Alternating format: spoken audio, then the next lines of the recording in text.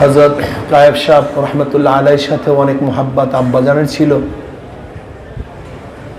আমরা সব সময় আসা যাওয়ার মধ্যেই ছিলাম, অব্যাহত আছে। হজরতের আব্বাজানের জানাজাও ছিলাম, তার আম্মাজানের জানাজা আমি ছিলাম। আর আমি সুযোগ পেলে চলে আসি। আমি কোনো জায়গায় ঢুকতে আমার দাওয়াতের প্রয়োজন হয় না, এটা আমার কাছে ভালোই লাগে। যে এক মুসলমানের ঘরে আর এক মুসলমান, এক মুমিনের কাছে আর এক মুমিন, আল মুমিনু কারজুল ওয়াহিদ ইন ইশতাকা আইনুহু ইশতাকা কুল্লু ওয়া ইন ইশতাকা রাসুহু ইশতাকা কুল্লু। আমরা তো একই, অসুবিধা কি? আহলান ওয়া সাহলান, আতাইতা আহলান আতাইতা সাহলান। আমি তো আমার আহলের কাছে আসছি, এখানে আমার ইত্তেলা কি, অনুমুক্তির কি প্রয়োজন আছে? এর জন্য আমি ইত্তেলাও দিই না। আমাকে মাওলানা দোহা সাহেব বলতেছেন যে মোবাইল, আমি কি মোবাইল করবো কেন? গিয়েই তো হাজির হবো, সে দেখবে আপনার দরজায় একজন উপস্থিত আছে, ব্যাস। আলহামদুলিল্লাহ। যাই হোক, কথা অনেক হয়ে গেছে, আর নসিহাতের কি প্রয়োজন? আপনারা জানেন সরদার দো আলম আলী সালাম 570 ঈসাই সালে দুনিয়াতে এসেছেন। 610 ঈসাই সালে আল্লাহ পাকের তরফ থেকে ওহী নাযিল হয়। এরপরে নবী আলাইহিস সালাতু ওয়াস সালাম মক্কা নগরীতে দাওয়াতি কাজ শুরু করেন। নবুয়তের চতুর্থ পঞ্চম নবুয়তি বৎসর নবী আলাইহিস সালাতু ওয়াস সালামের উপরে যে অবর্ণনীয় যে অবস্থা সৃষ্টি হয়েছে, যা চিন্তাও করা যায় না। আপনারা সবাই পড়ছেন, সেখানে মুসলমান হিজরত করতে বাধ্য হয়েছে। শিয়াবে আবু তালেবের মধ্যে অবরুদ্ধ ছিলেন। নবী আলাইহিস সালাতু ওয়াস সালাম তায়েফের ময়দানে রক্ত ঝরিয়েছেন, সেখান থেকে হিজরত করতে বাধ্য হয়েছেন। দেখেন, কাফেররা নবী আলাইহিস সালাতু ওয়াস সালামকে তার এলাকা থেকে বের করে দিচ্ছে। বেশ ভালো কথা, তিনি তো গেছেন মদিনাতে,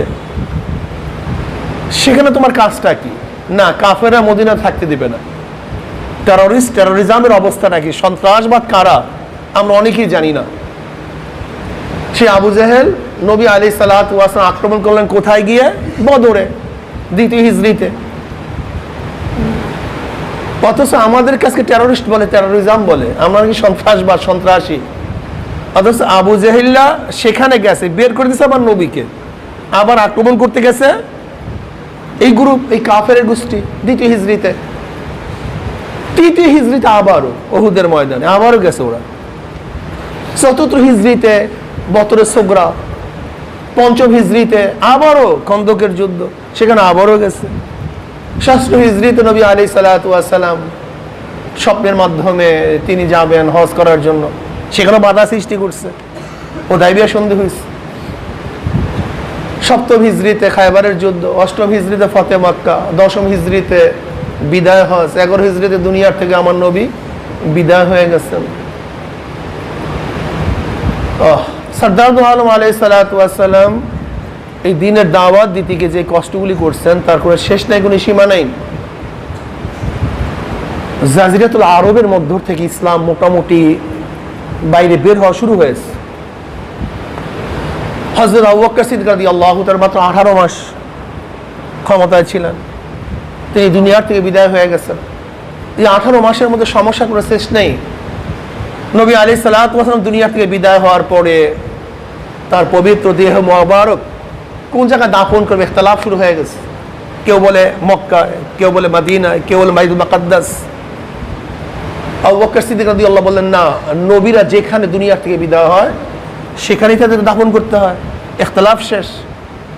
এরপরে খেলাফত নিয়ে আলোচনা, কে খলিফাতুল মুমিনিন হবেন, ইখতিলাফ শুরু হয়ে গেছে। আনসারের মধ্য থেকে বলে আমাদের মধ্যে একজন হবে, মুহাজিরদের মধ্যে থেকে বলে আমাদের মধ্যে একজন হবে। আবু বকর সিদ্দিক বললেন আর আইম্মাতুল মিনাল কুরাইশ। ইখতিলাফ শেষ হয়ে গেল। এরপরে শুরু হয়ে গেছে মুনকিরিনে যাকাত, যাকাত অস্বীকারী। কেউ বলছে না, তাদের সাথে যুদ্ধ করতে হবে না।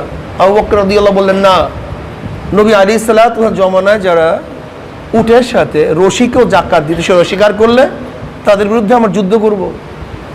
এরপর উসামা বিন যায়েদ রাদিয়াল্লাহু তাআলা আনহুকে 3000 সৈন্য নিয়ে নবী আলাইহিস সালাতু ওয়াস সালামের দুনিয়ার থেকে বিদায় আসার আগেই তিনি নিজে অগ্রসর হয়ে প্রেরণ করছেন ওসামা বিন যায়েদ রাদিয়াল্লাহু তাআলা, যার বয়স মাত্র 17 বছর।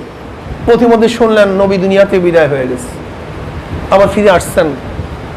এরপরে আমার নবী বিদায় হওয়ার পরে তিনি যাবেন কি যাবেন না, ইখতিলাফ শুরু হয়ে গেছে, মতানৈক্য শুরু হয়ে গেছে।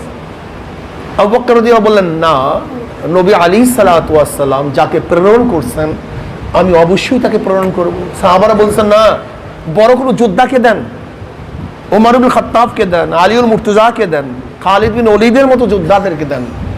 কিন্তু আবু বকর রাদিয়াল্লাহু বললেন, না, নবী আলাইহিস সালাতু ওয়াস সালাম যাকে নির্ধারণ করছেন তার বয়স যতই অল্প হোক না কেন তাকেই পাঠাতে হবে, অন্য কাউকে না। সুন্নাতের উপরে বরকরার ইস্তেকামত, কারণ তিনি জানেন মুসলমানদের বিজয় কোনদিন আধিক্য, যোদ্ধা, অর্থ, বাহ্যিক সরঞ্জামের মাধ্যমে হয় না।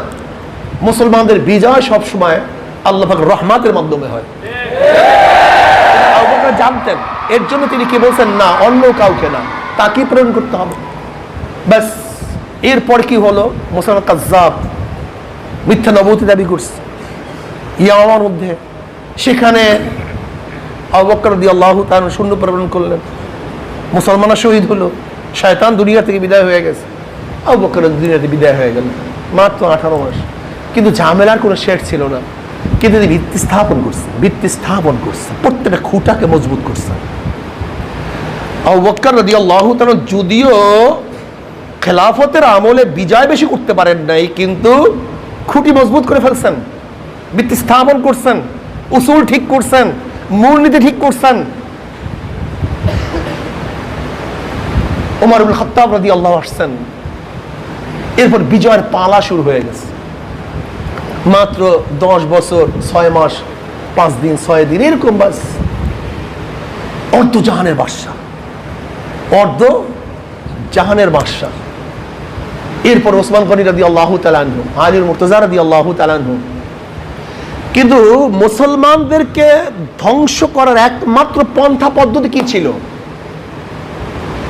এতগুলো যুদ্ধের মধ্যে মুসলমানদের শাহাদাতের সংখ্যা কি ছিল?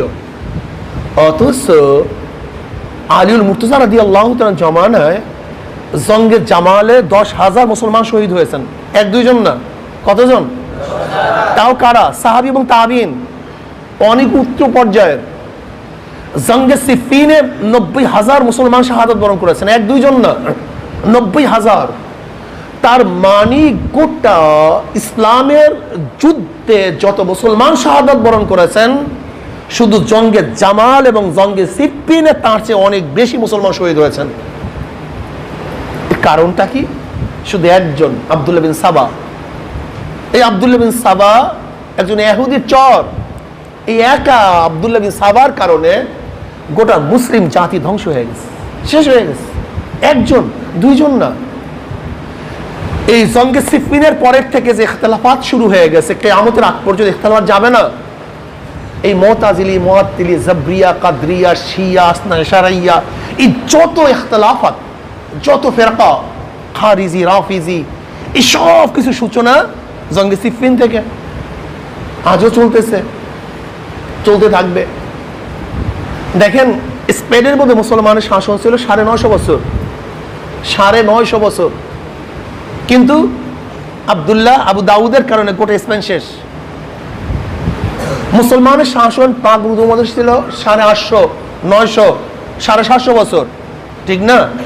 অথচ মীর সাদেক, মীর জাফর, ঘসিদে বেগম, এদের কারণে এই দেশ কি হয়ে গেছে? শেষ হয়ে গেছে।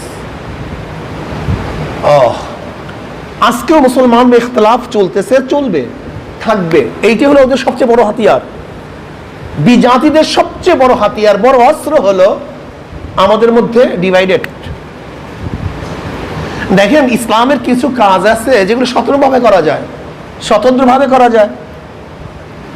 ইবাদতের কিছু সাইট আছে যেগুলো একা একা করা যায়। রোজা রাখেন, একা রাখেন, সমস্যা নেই। নফল করেন, একা জিকির আজকার করেন, সমস্যা নেই। কিন্তু আবার কিছু ইবাদত আছে কিছু সংখ্যক নিয়ে করা যায়, যেমন জামাতে নামাজ পড়া, কিছু সংখ্যক নিয়ে কি করা যায়? আদায় করা যায়। কিন্তু কিছু কাজ আছে যেগুলি না একা করা যায়, না ছোট্ট পরিসরে করা যায়, যে এই কাজটা করার জন্য বৃহত্তম একটা ঐক্যের প্রয়োজন, ঠিক না ভাই? দেখেন আমাদের পীর মুরিদি, আমাদের দাওয়াত, এগুলো ছোট্ট ছোট্ট অংশের মধ্যে করা সম্ভব। নেসারাবাদ, শেষিনা, চরমোনাই, মোকামিয়া, এই দাওয়াতগুলি ইজতিমাইয়াতের প্রয়োজন নেই, ঐক্যতার প্রয়োজন নেই। আলহামদুলিল্লাহ মাদ্রাসা চলতেছে, এখান থেকে খেদমত হচ্ছে, মানুষ দিনদার হচ্ছে, এগুলোর ইজতিমাইয়াতের প্রয়োজন নেই, সবাই সম্মিলিত দরকার নেই, কি ঠিক না ভাই? লেকিন আপনি এদেশ ইসলামী হুকুমাত কায়েম করতে গেলে, বাতিলদের মোকাবেলা করতে গেলে, শয়তানদেরকে দুর্বৃত্ত করার জন্য, ইসলামকে বিজয় করার জন্য এবং শয়তানি শক্তিকে পরাজিত করার জন্য বিচ্ছিন্ন হলে চলবে না। এখানে ইসলামাইয়াতের প্রয়োজন আছে। আমি কথাটা বুঝাতে পারছি? যেমন আমাদের এই দরবারের জন্য ইজতিমাইয়াতের প্রয়োজন নেই, চরমোনাই দরবার কাফেলা চলার জন্য ইজতিমাইয়াতের প্রয়োজন নেই, শস্যিনা দরবার চলার জন্য ইজতিমাইয়াতের প্রয়োজন নেই। আলহামদুলিল্লাহ চলতেছে, চলবে, কোনো সমস্যা নেই। লেকিন আজকে যে ঘাদানি, এই যে খ্রিস্টানদের দালাল, ইহুদির দালাল, ভারতের দালাল, ব্রিটিশের দালাল, আমেরিকার দালাল, রাশিয়ার দালাল, এই ইসলামের দুশ্মনদেরকে প্রতিহত করার জন্য একা একা হবে না, কোন এক ছোট্ট কাফেলায় হবে না, ছোট্ট একটা জামাতে হবে না। এর জন্য দরকার বৃহত্তম ঐক্য, বৃহত্তম ঐক্য। দেখেন এই বৃহত্তম ঐক্যর জন্য একাকার হওয়ার দরকার নেই। সমস্যা চরমোনাই মাদ্রাসাবাদ, নেসারাবাদ মাদ্রাসাবাদ, শস্যিনা মাদ্রাসাবাদ, সব মাদ্রাসা এক হওয়ার দরকার আছে, সব দরবারবাদ, সব দরবার এক হওয়ার দরকার আছে না। আমরা প্রত্যেকের জায়গার থেকে কাজটাকে আঞ্জাম দিতে পারি, যেহেতু কাজটা সম্মিলিত। আর সম্মিলিত কাজ সবাইকে সম্মিলিতভাবে করতে হবে। কিভাবে করবেন? উদ্দেশ্য এক, উদ্দেশ্য জায়গা ভিন্ন, উদ্দেশ্য এক, অবস্থান ভিন্ন, উদ্দেশ্য এক, কাজ ভিন্ন, উদ্দেশ্য এক। যদি আমাদের উদ্দেশ্য এক হয় তাহলে আমরা গোটা দুনিয়ার যেখানেই থাকি না কেন আমরা সবাই এক। আর যদি আমাদের উদ্দেশ্য এক না হয়, একই মঞ্চে থাকবো, একই সিটে থাকবো, একই পাশে বসবো, কুলুহু সত্তা, কিন্তু আমাদের অন্তর এক না। অনেকেই ভাবি স্টেজে এক হলেই ঐক্য হয়ে গেলাম, এক জায়গায় বসলেই ঐক্য হয়ে গেলাম না। দেখেন সরদার দো আলম আলাইহিস সালাতু ওয়াস সালাম